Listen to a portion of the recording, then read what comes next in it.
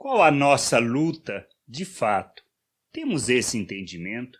Qual o propósito da nossa vida? Quais são as nossas armas? Como nós procedemos? Esse é um aspecto que nós precisamos entender para não agirmos como religiosos, para não agirmos segundo o pensamento natural, para não agirmos fora da vontade de Deus. Paulo, escrevendo aos irmãos de Corinto na sua segunda carta, no capítulo 10, versículo 4 a 5, ele afirma: as armas que usamos na nossa luta não são do mundo.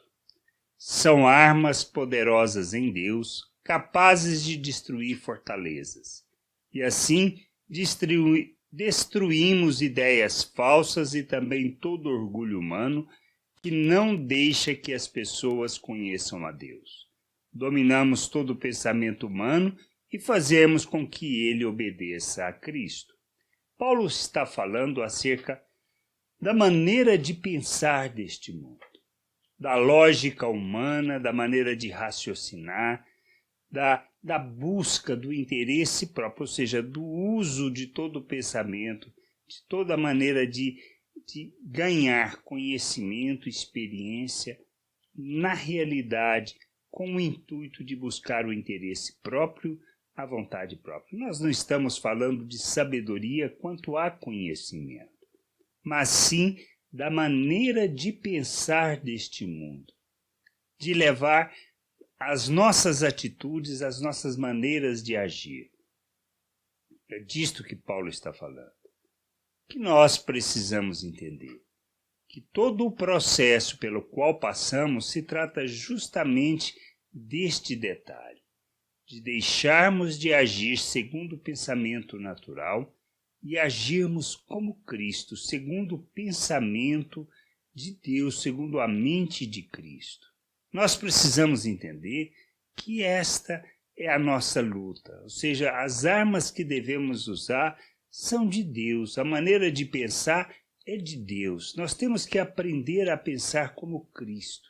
Por isso, nós fomos feitos à imagem de Cristo, nós recebemos da mente de Cristo.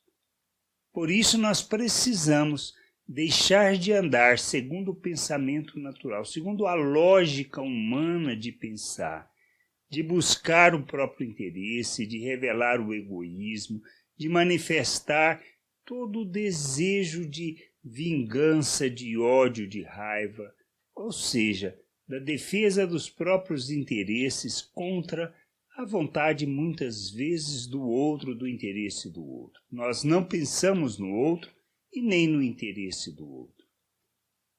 O que a gente precisa entender? Que Deus nos chama para uma outra realidade, para que a gente se dispa completamente da natureza humana, do velho homem, da maneira de andar deste mundo, e nos revistamos de Cristo, ou seja, passemos a andar segundo Cristo, segundo o seu modelo, segundo o exemplo que ele nos deu. Por isso a gente precisa entender que para fazermos isso precisamos ser discípulo, e para ser discípulo nós precisamos negar a nós mesmos, tomarmos a nossa cruz e seguirmos o seu modelo. Se trata disso. As armas que Paulo está usando, o propósito da nossa vida, a nossa jornada está neste processo de destruir toda essa fortaleza de conhecimento, da maneira de pensar, da maneira de agir, anular todo tipo de sofisma, de meias-verdades e levarmos todos, inclusive nós, cativos a Cristo.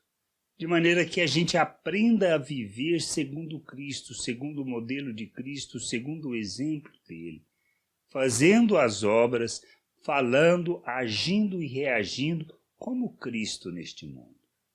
É isso que a gente precisa entender. E nós não fazemos isso só para nós. Todo o nosso trabalho, todo o empenho é para que as pessoas alcancem a liberdade em Cristo de poder fazer as escolhas que são as melhores. Não necessariamente implica que nós alcançaremos o melhor segundo o pensamento natural. Muito pelo contrário, como Cristo fez, Sabendo que era melhor para nós, ele se ofereceu, ele morreu e poderia ter feito diferente.